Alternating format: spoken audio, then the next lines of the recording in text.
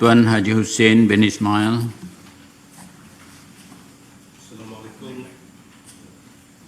Assalamualaikum warahmatullahi wabarakatuh. Soalan saya nombor 2. Assalamualaikum warahmatullahi wabarakatuh. Salam sejahtera Tan Sri Yang di-Pertua.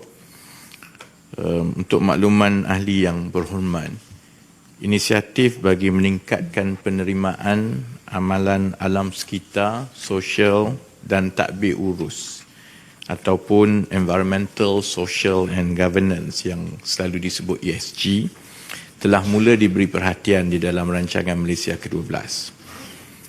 RMK 12 secara umumnya menggalakkan agar pemain industri menerima guna prinsip ESG ini dalam amalan perniagaan mereka bagi memastikan aktiviti ekonomi yang lebih mampan. Selain itu, sektor swasta disaran agar mengutamakan elemen ESG dalam pelaburan bagi menyokong agenda ekonomi hijau. Usaha ini akan meningkatkan tahap daya saing pemain industri tempatan dalam pasaran global kerana permintaan dan juga pematuhan ESG kini menjadi satu elemen penting yang dititik beratkan oleh pelabur-pelabur antarabangsa. Namun demikian, pelaksanaan dan pelaporan amalan ESG oleh syarikat-syarikat di Malaysia pada masa ini adalah masih lagi bersifat sukarela. Semua syarikat awam tersenarai ataupun public listed companies di Bursa Malaysia digalakkan untuk melaporkan amalan perniagaan yang mematuhi prinsip ESG.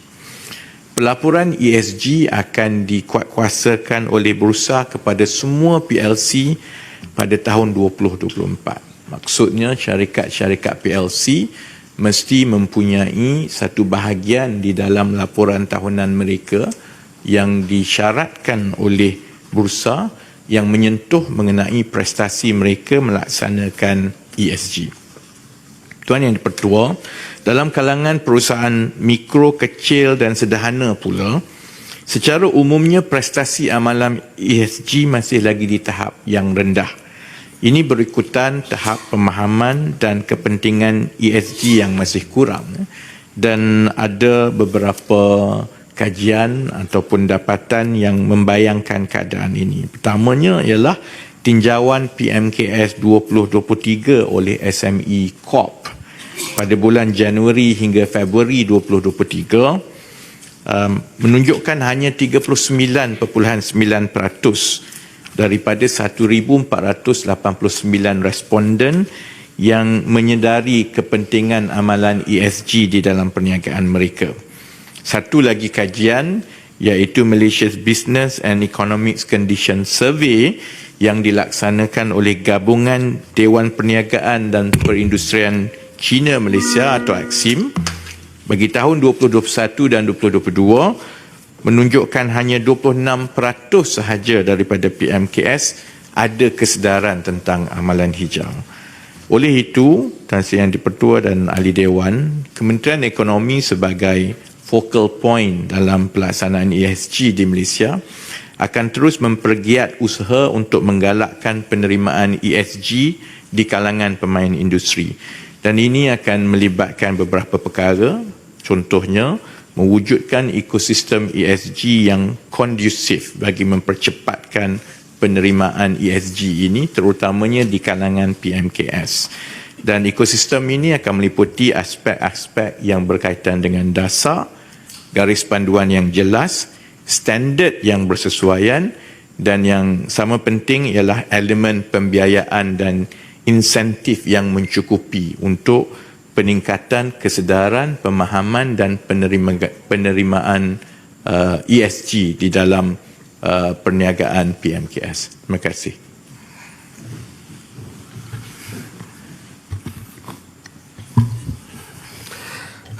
Soalan tambahan Tan Sri Yang di-Pertua, Yang Berhormat Menteri, ESG atau Environmental Social Governance asalnya memang ditubuh atau dibentuk bagi mencari pelaburan ataupun menjadi mencari pelabur-pelabur awal yang berpotensi. Tetapi hari ini bukan sekadar mencari, mungkin pelabur pun mencari rakan kongsi yang mempunyai ESG. Setakat ini berapa ratus mungkin syarikat-syarikat JLC mahu pun lebih terkhusus kepada syarikat Bumi Putra yang terlibat dengan ESG. Terima kasih.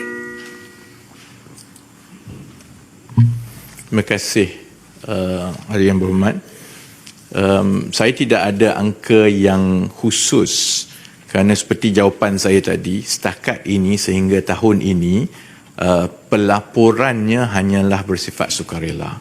Dan itu belum ada lagi sama ada penguatkuasaan atau undang-undang, dia semata-mata kepada pelaporan di peringkat bursa sahaja secara sukarela.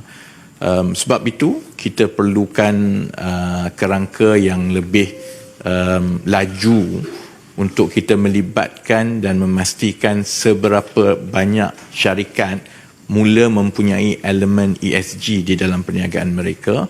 Dan terutamanya bila kita mengambil kira bagi SME yang mengeksport produk mereka ke pasaran antarabangsa, kerana produk ini akan menjadi sebahagian daripada rantaian nilai yang dipakai oleh syarikat-syarikat dunia yang memerlukan pematuhan kepada ESG. Jadi insya-Allah dalam bulan yang akan datang perkara ini perlu dipercepatkan, dan saya ambil soalan yang berhormat tadi sebagai satu keperluan untuk keseluruhan negara melihat ESG ini bukan semata-mata soal alam sekitar. Ia sebenarnya satu keperluan perniagaan untuk kita terus berdaya saing di pasaran antarabangsa. Terima kasih. Datuk Seri Mujahid. Terima kasih Tuan Ketua. ESG ekonomi masa depan, salah silap jangan jadi bahan. Madani adalah prinsip mampan. Izinkan saya buat tambahan. Saya baru baca tadi ni, dia kata kena bersopan santun ketika bertanya. Ini masa bertanya, bukan mencela. Maknanya saya cuba nak praktiskan. Ya, mengkayakan bahasa. Profesor Awan Sarian ada. Saya punya soalan simple saja, because kebetulan soalan saya muncul pada 19 hari bulan tentang ESG. Saya ingin bertanya apakah timeline yang diberi, kerana chain value dengan ekspor barang kita pun akan terkesan. Yang kedua, dalam Madani ada sebut tentang audit alam sekitar, upah bermaruah, keseimbangan antara pembangunan dan juga penempatan orang ramai dan sosial. So saya rasa ini adalah peluang terbaik bagi pihak Menteri Ekonomi selaku focal point tadi untuk speed up the process. Nombor satu, saya cadangkan kalau boleh buatlah audit ESG supaya dari situ you work backward dan pastikan semua standard yang kita nak itu dapat di fit in kepada audit ESG, di mana untuk melabur dia kena ada penuhi audit yang kita telah sediakan kriterianya. Terima kasih. Yang betul.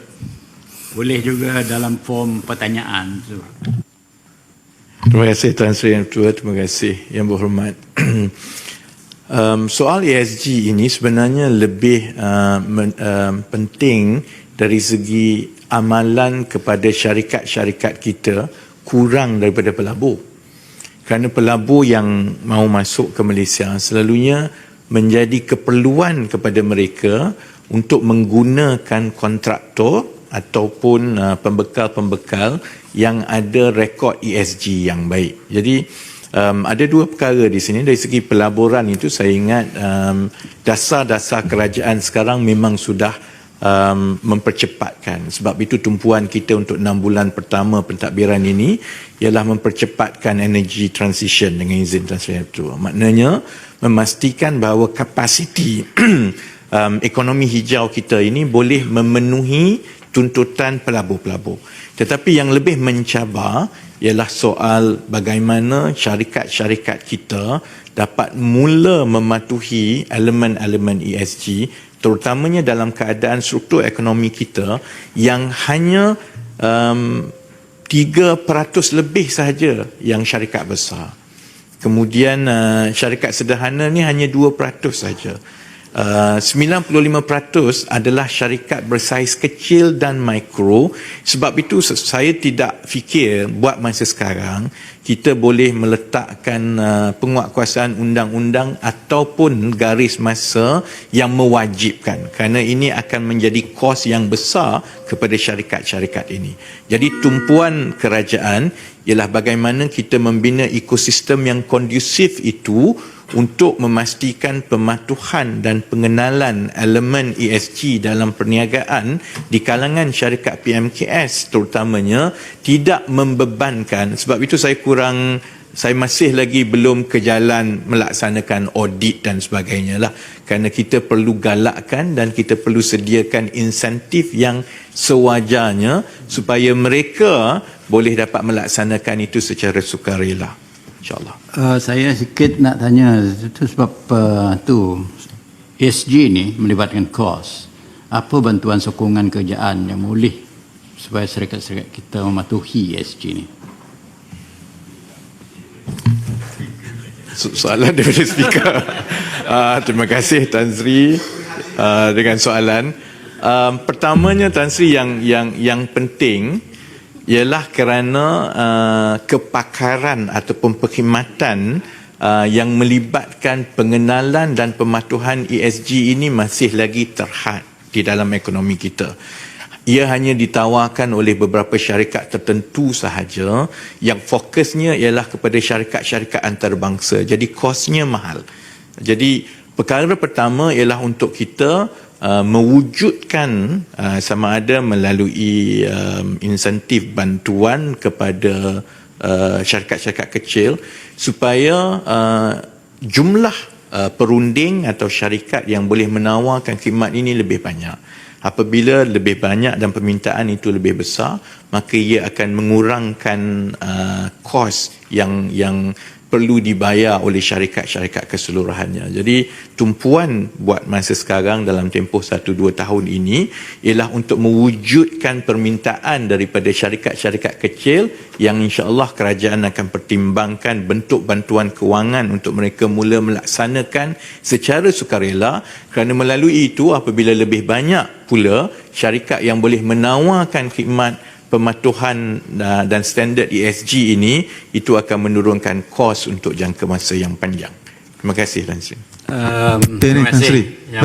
Penting. Jadi saya Yang Hormat, saya dah soalan Yang Hormat tu tadi dah. Jadi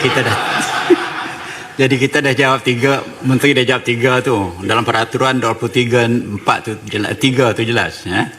Saya minta maaf lah ambil kat soalan tu tadi.